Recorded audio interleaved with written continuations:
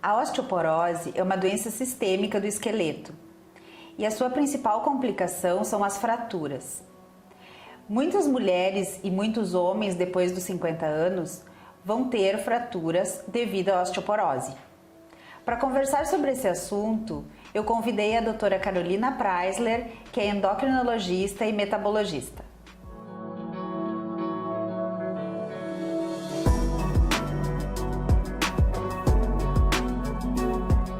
Olá, Carolina, bem-vinda à nossa plataforma Equilíbrio. E hoje a gente vai conversar sobre um assunto bastante interessante que envolve várias especialidades médicas. A endocrinologia, a reumatologia se encontram bastante nesse assunto, que é a osteoporose.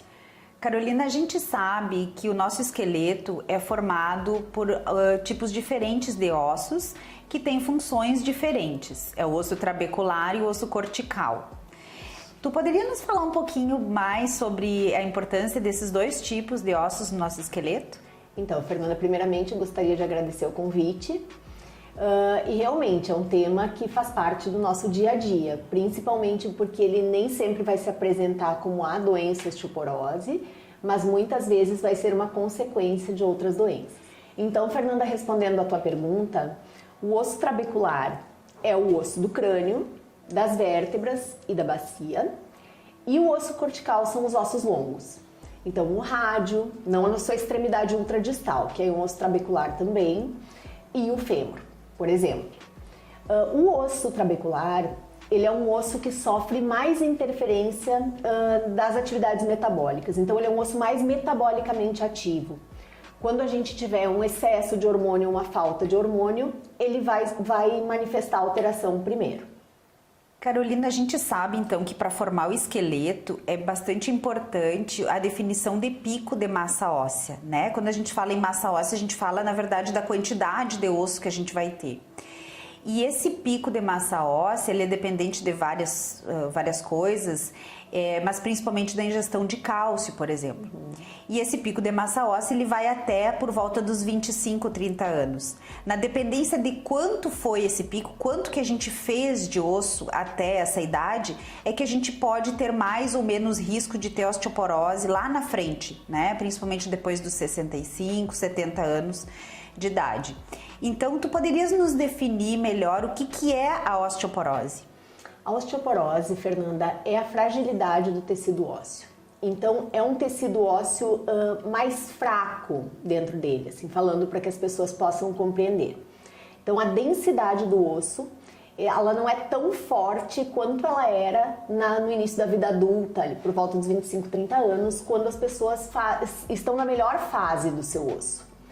Se uma pessoa não fez um pico de massa óssea adequado, então foi um adolescente, um adulto jovem que não fez atividade física, que não teve uma boa ingesta de cálcio, ou se ele teve exposto a uma série de medicamentos que podem comprometer essa formação óssea, lá depois dos 50 anos, na menopausa, as mulheres ou após os 65 anos e os homens após os 70 anos, eles já vão partir de um osso mais frágil. Então a osteoporose, ela é a fragilidade do osso, é um osso mais frágil, que tem o que a gente diz assim, a sua microarquitetura comprometida. Isso, eu costumo definir a osteoporose para os meus pacientes entenderem um pouco melhor, que é na comparação com a quantidade de osso, seria mais ou menos uma perda de 25% da quantidade de osso, né? Quando a gente compara com o adulto jovem, com o pico de massa óssea da média dos adultos, né? E quando isso gira em torno de 10 a 25%, seria uma definição que a gente chama de osteopenia, que ainda assim em algumas situações traz risco para fratura, né? Falando nisso, a gente poderia falar sobre a densitometria óssea, né? O que é esse exame e se é um exame suficiente para a gente definir a osteoporose e a gente investigar quando que estaria indicada a densitometria óssea? Isso, a densitometria óssea, numa situação ideal, em uma pessoa que não tenha nenhum outro problema de saúde, que não esteja exposto a medicamentos que aumentam o risco de perda óssea, ela idealmente é solicitada a partir dos 65 anos em mulheres e a partir dos 70 anos em homens. Nos nossos consultórios, muitas vezes a gente acaba pedindo antes, porque a gente atende pacientes que estão expostos a condições que tem essa redução de massa óssea. Então a densitometria, é um dos exames que nos auxiliam no diagnóstico da osteoporose, mas ele não é o único. Então a gente faz exames laboratoriais de sangue e de urina e faz a densitometria óssea.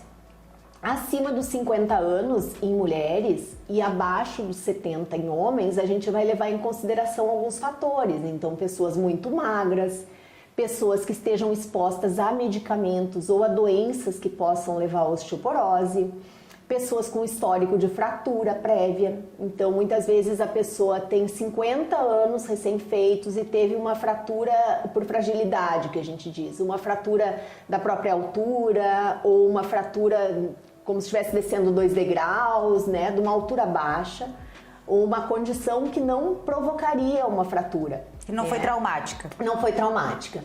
Então, apoiou o punho numa superfície com um pouco mais de pressão e fraturou. Habitualmente, uma pessoa não fratura nessas condições, né? Ou desceu a escada do ônibus, desceu o degrau do ônibus, né? E aí fraturou. Então, são situações que habitualmente não levariam a um processo, a pessoa não fraturaria por isso. E aí a gente indica a densitometria óssea Aí antes. a gente indica a densitometria antes, então, daquele ponto de corte ideal, né? Da idade ideal. Carolina, tu tocou num ponto fundamental que são os medicamentos que induzem a osteoporose, né? Na clínica reumatológica é muito comum a gente usar prednisona por um período longo de tempo e a gente sabe que esse é um dos principais fatores de risco de osteoporose. Nos conta um pouquinho mais sobre os medicamentos, a própria prednisona e seu envolvimento então com a osteoporose. Fernanda, então sobre a dose da prednisona, 5 mg ao dia por mais de 3 meses já nos fazem pensar que esse paciente está sob um risco aumentado para osteoporose. Em relação aos corticosteroides, eu acho muito importante, assim, e nesse ponto a gente tem que valorizar muito a história clínica, porque os pacientes geralmente vão chegar na gente já na fase adulta, né? Na maioria das vezes, pelo menos. E uma boa anamnese pode nos trazer informações lá do início da vida, então da adolescência ou mesmo da infância, se esses pacientes estiveram expostos muito tempo por uma asma, uma artrite reumatoide, que já tenha feito uso antes e que nesse momento não lembra de mencionar. Então, por isso que é tão importante a gente coletar a história das doenças prévias, né, desse paciente. Na endocrinologia, a gente tem algumas situações em que a gente faz uso de corticoides, hiperplasias, né, que também são pacientes que vão usar cronicamente, muitas vezes desde os primeiros dias de vida, que são doenças detectadas no teste do pezinho. Então, são crianças e adolescentes que vão crescer usando corticoide. E muitas vezes doses de prednisona superiores a isso. E vão usar por uma vida toda, né? E você tocou no assunto da prednisona na dose de mais de que 5 miligramas por 3 meses e, na verdade, depois desse tempo já existe uma indicação do paciente fazer o uso de bisfosfonatos, né? Que são medicamentos que, a princípio, a gente trataria a osteoporose, mas existe uma dose para prevenção também, né? Exatamente. Então, quem precisa usar cronicamente já pode fazer prevenção de osteoporose, isso. Não só através da alimentação e do exercício físico e outras coisas, mas também através de medicamento. Exatamente. Na verdade, no momento que a gente inicia o uso, né, em outras situações, por exemplo, de doenças oculares da tireoide, a gente já alerta que o paciente já tem que iniciar uma ingesta mais adequada de cálcio, porque as pessoas têm muito isso, assim, de relacionar, até o que nós falávamos, né, da ingesta do leite, principalmente, a infância e a adolescência. Então, muitos adultos deixam de ingerir leite, né, que é um alimento muito rico em cálcio, e passam a vida adulta sem ingerir. Depois, quando chega nessa fase em que a nossa densidade óssea vai reduzir, as pessoas têm que voltar a ingerir um alimento que habitualmente não faziam. Eu lembrei agora de uma medicação bastante usada para o controle do câncer de mama, que é o anastrozol, né? E que a gente sabe que ele está envolvido no desenvolvimento da osteoporose. Isso. Então, o anastrozol, ele uma medicação específica para controlar essa situação e que ao longo do tempo esses pacientes eles têm que ser monitorados com relação à osteoporose, porque a osteoporose não dá sintoma, né, Carolina? Exatamente. E serem medicados. Inclusive, o tratamento para esses pacientes que usam anastrozol e que têm osteoporose é um tratamento diferenciado, né? Não é assim, já existem drogas específicas estudadas para esse tipo de caso que tem maior eficácia. O anastrozol, na verdade, ele reduz a quantidade de estrogênio, né, grosseiramente falando. O estrogênio, ele é um hormônio feminino que tem uma importância enorme na formação óssea. Então, quando na menopausa uma mulher faz uma osteoporose e que é considerada primária, né, que é esperada que aconteça ou é mais comum acontecer justamente pela queda nos níveis de estrogênio, que é o que acaba acontecendo então com o anastrozol. Em relação ao tratamento, geralmente não se usa bisfosfonato, se usa o denosumab, que é uma medicação subcutânea, então são 60 miligramas, uma vez a cada 6 meses, né, uso semestral. E essas pacientes vão ter um benefício maior, mas elas têm que ser monitoradas, né? Tem que ser monitoradas o tempo todo pelo oncologista, o reumatologista, o endocrinologista que acompanha, né? O ginecologista, mas todo mundo tem que estar atento a essa possibilidade. Você tocou num assunto agora com relação a anastrozol sobre hormônios, né? Até um tempo se usava terapia hormonal, a famosa TRH, né, em mulheres pós-menopausa para tratamento de osteoporose. E isso mudou bastante, né, Carolina? Isso. Fala um pouquinho pra gente. Então, a terapia hormonal, hoje a gente usa ela primariamente para o alívio dos sintomas da menopausa. Então, principalmente sintomas vasomotores, que são os fogachos, é o calorão que inicia no tórax e que sobe para a face. O ganho de massa óssea, que ocorre por isso, porque se a gente acabou de falar que a osteoporose, ela acontece na mulher pós-menopausa pela redução do nível de estrogênio, quando essa paciente está reposta, né, então com terapia hormonal, ela naturalmente vai manter uma massa óssea melhor. Mas a indicação primária da terapia hormonal não é tratamento nem prevenção de osteoporose. É alívio de sintomas vasomotores, que a gente chama que são esses sintomas de calorão. Em pacientes selecionados. Pacientes selecionadas que não tenham contraindicação e sempre em acompanhamento médico, né? Ou pelo ginecologista, ou pelo endocrinologista, por quem for manejar esse hormônio.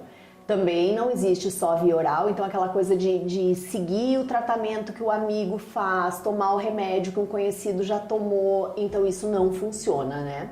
Porque vai ter pessoas que vão usar só estrogênio, outras estrogênio e progesterona, então não funciona bem seguir fazendo o que todo mundo faz, né? É preciso acompanhamento médico, como a gente faz para o tratamento da Nem só pela osteoporose. eficácia, mas por relação aos riscos também desse tipo de tratamento, porque há algum tempo houveram alguns estudos publicados que freou a questão até da indicação para sintomas climatéricos, né? E depois mais aquelas pacientes que demoravam muito tempo para iniciar o tratamento, né? Então, quando ele é iniciado dentro de uma janela de oportunidade, a princípio, respeitando contraindicações, não teria problema.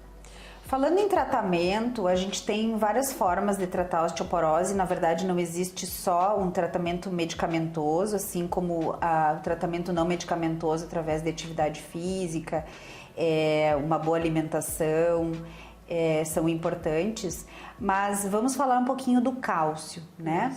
O cálcio, muitas pessoas acham que só usar cálcio, seja por alimentação ou através de comprimidos, já seria o suficiente para a gente tratar a osteoporose.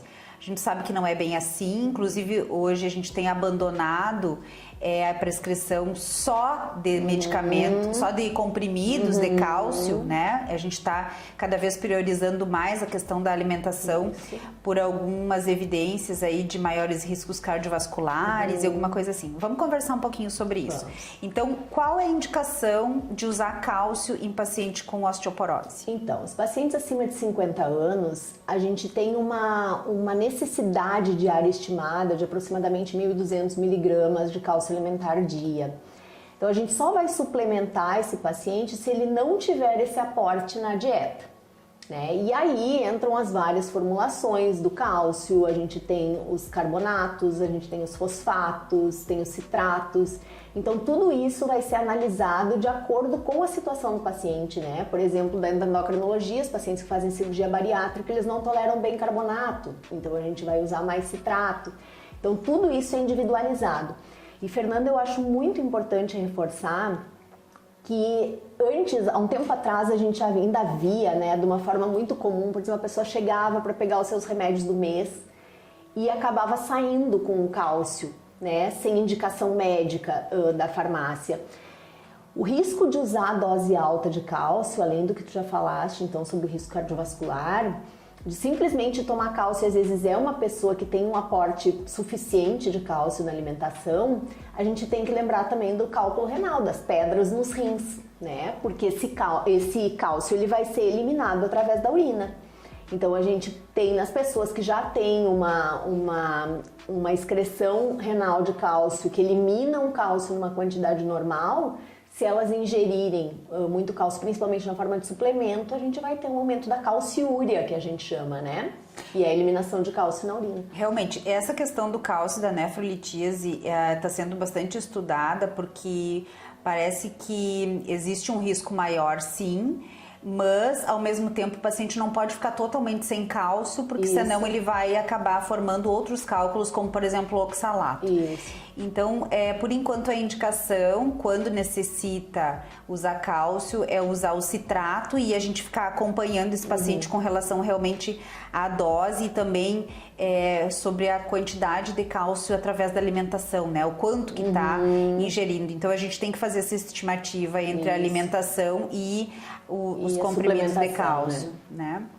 Bom, cálcio sem vitamina D é a mesma coisa que nada, né, Carolina? Porque a vitamina D é o caminhãozinho que leva o cálcio para dentro sai do intestino e entra para dentro do sangue e depois para o osso. Isso. Então a gente precisa, além do cálcio, ter um aporte de vitamina D. E a vitamina D está super na moda, né?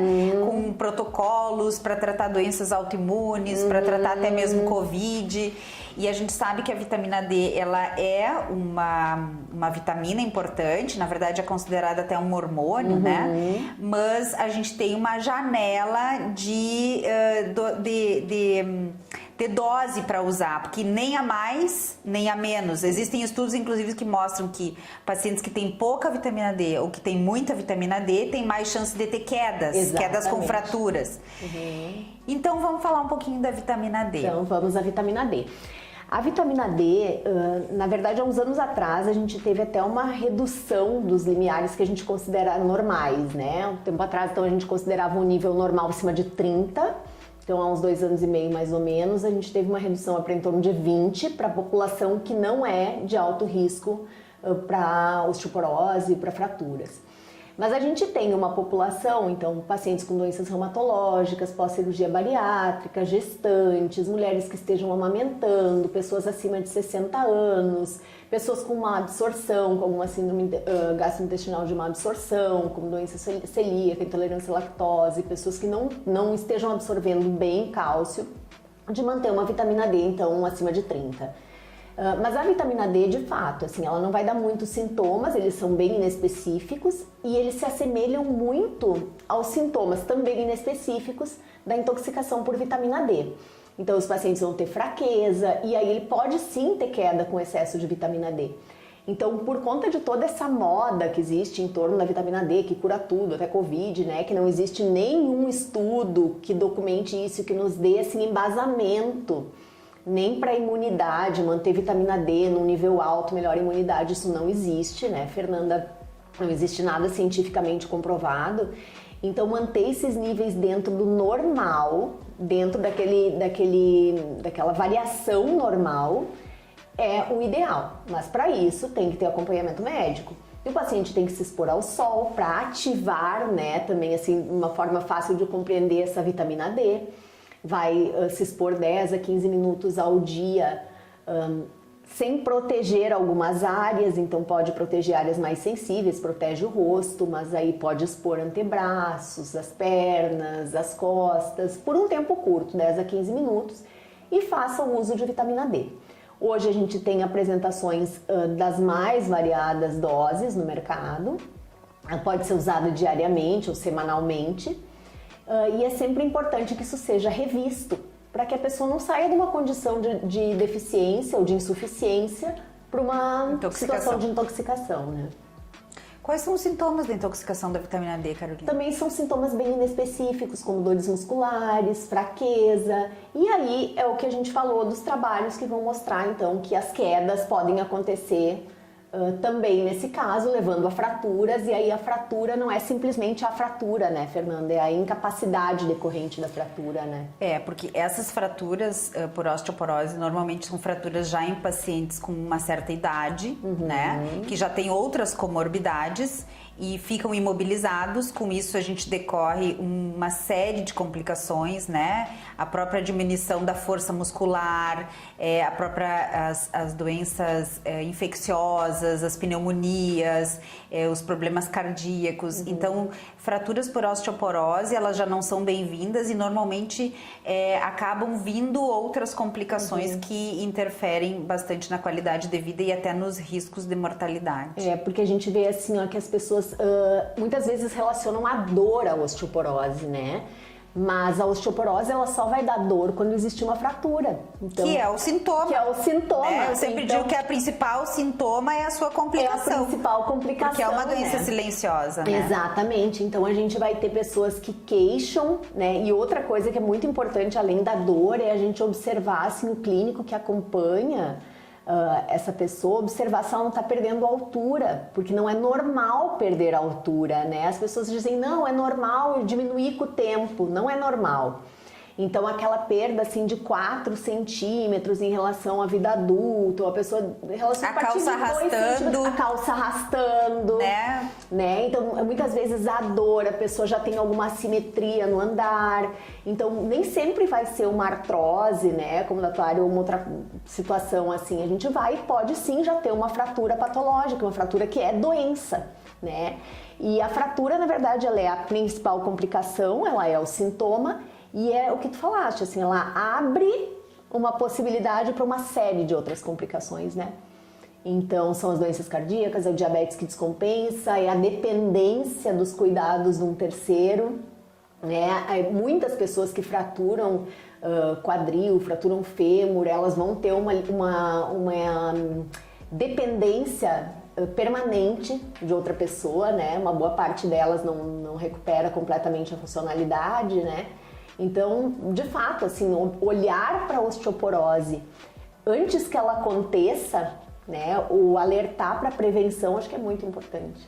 Carolina, a gente falou do cálcio, da vitamina D, que na verdade são vitaminas e minerais, mas a gente precisa de medicamento para tratar a osteoporose, né? E aí a gente tem uma série de medicamentos, inclusive alguns já estudados e que a gente ainda não tem acesso no Brasil, mas a gente ainda tem várias opções para tratar a osteoporose através de medicamentos.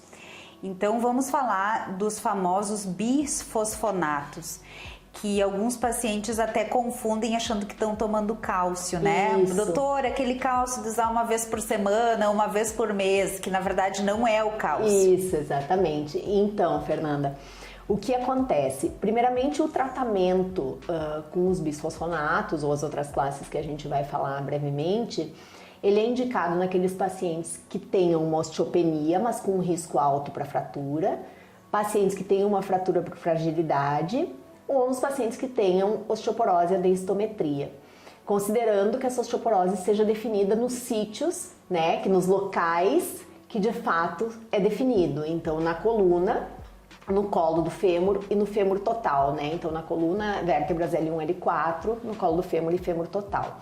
Mas em relação aos bisfosfonatos, a gente tem hoje bisfosfonatos orais e temos injetáveis. Né? Os mais comuns são os orais, que é muito importante que tenha esse cuidado na tomada da medicação, de manter o jejum, tomar sempre com um copo cheio de água. O objetivo dele é evitar que exista uma redução da massa óssea, que é o que a gente chama uma reabsorção óssea, por isso que eles são conhecidos como medicamentos antirreabsortivos.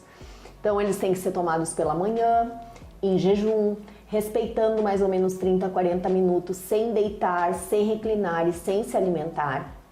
Ou então nós temos a opção injetável, que pode ser usada no caso daqueles pacientes que tenham doença do refluxo, uma hérnia de hiato, algo que tenha um sintoma digestivo muito importante. Que é o principal efeito colateral do bisfosfonato via oral, né? Exato. São sintomas gástricos ou a contraindicação por ter refluxo, alguma coisa assim, e a gente tem essa opção do intravenoso. Muitas vezes a gente acaba assim fazendo a troca ou considerando falência terapêutica como se o medicamento não funcionasse, não exatamente porque ele não funciona, mas porque o paciente tem efeito colateral com ele, então muitas vezes a troca vai ser feita por isso, que aí seria assim uma opção de ir para injetável ou então da gente fazer a troca para outros tipos de medicamento. Faz um tempo que a gente já tem a possibilidade de usar uma medicação que, diferente do bisfosfonatos, até tem ganho de massa óssea, porque os bisfosfonatos, o objetivo principal deles é que a densitometria não piore. Isso reflete, na verdade, numa não piora da massa óssea, mas não que ganhe massa óssea, né? Mas a gente tem disponível uma medicação que tem resultados bastante surpreendentes, que é o Desonumab, né? Que é uma medicação injetável.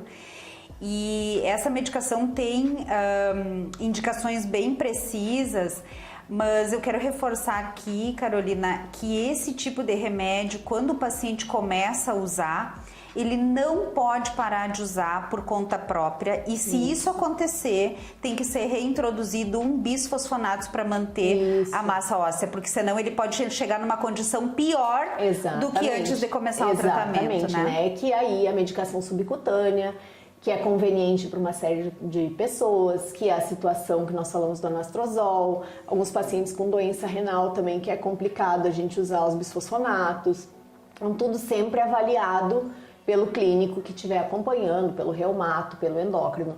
Mas, de fato, né, é uma medicação bastante promissora, assim, que nos dá uma segurança, principalmente nessas situações especiais. Bom, Carolina, eu acho que ficou ainda uma dúvida que é bem importante a gente sanar, que é com relação à monitorização do tratamento. Depois de introduzida todas essas medicações, o tratamento não medicamentoso, é importante a gente monitorizar através de alguns exames laboratoriais, mas a densitometria óssea ainda é o padrão ouro de exame para a gente monitorar tratamento de osteoporose. Porém, o que a gente encontra é pacientes fazendo densitometria óssea a cada 6 meses, a cada ano, e a gente sabe que não é bem assim. Isso. Então, Fernanda, primeiramente é importante que essa densitometria seja feita sempre no mesmo local, né? Em um local de confiança, que exista mesmo aparelho, que exista uma padronização, né? Então isso é muito importante. E é interessante enfatizar que, ao contrário de outros exames de imagem, a densitometria é uma exceção que ela seja solicitada de ano em ano, né? Então, sempre a critério médico, mas ela vai ser solicitada a cada 2, 3, 4 anos, alguns pacientes até com um intervalo um pouquinho maior. Quando for dadas as férias dos bisfosfonatos, que é aquele período que o paciente pode ficar sem usar, ou se acontecer de suspender o denosumab sem fazer isso que seria o correto, de imediatamente iniciar outra medicação, ela vai ter que ser repetida. Para que seja avaliado, então, o risco de fratura desse paciente, que é o nosso marcador, né? O nosso objetivo maior é avaliar risco de fratura nessas pessoas. E aí, a partir daí, então, instituir o tratamento adequado novamente, se precisar reiniciar algo ou ajustar o tratamento. Você tocou num assunto importante que vale a pena a gente falar ainda, que é sobre as férias dos bisfosfonatos, né? Porque a gente às vezes atende paciente usando há 10 anos bisfosfonatos, com uma densitometria já tranquila, uma densitometria estável por vários anos, né? Então a gente sabe que isso hoje, depois de 3 ou de 5 anos, depende do caso, né? A gente não precisa continuar usando esse remédio por um período tão longo assim de tempo. Exatamente. Que antigamente a gente via justamente isso, as pessoas ficarem usando, mas a perda óssea, por exemplo, da pós-menopausa, ela não é uma perda que dura para sempre, né? Que vai durar uma vida inteira. Essa perda ela vai ser maior nos primeiros anos em que a mulher para de menstruar. Depois isso se estabiliza, então a medicação é usada naquele período, estando tudo bem, como tu falaste, então se faz as férias, pode-se fazer as férias, e vai se monitorando então para o risco de fratura, com densitometria, os exames laboratoriais, e a partir daí então, se for necessário, ou quando for necessário, se reinicia o medicamento. Carolina, obrigado pela tua participação nessa nossa plataforma. Esses assuntos que a gente conversou hoje foram muito importantes, muito esclarecedores. Eu acho que vai ajudar muitos pacientes nossos a se darem conta de que a osteoporose é uma doença silenciosa, é uma doença que tem que ser investigada e que tem tratamento adequado e que nem sempre o tratamento vai ser a vida inteira. Muito obrigada. Bom, Fernanda, eu que agradeço o convite. Então, é uma colega que eu admiro muito e eu fiquei muito feliz de ter sido convidada a contribuir contigo no pouco que eu sei nesse momento. Muito obrigada mesmo. Obrigada. Se você curte esse e outros assuntos, se inscrevam no nosso canal e ativem as notificações.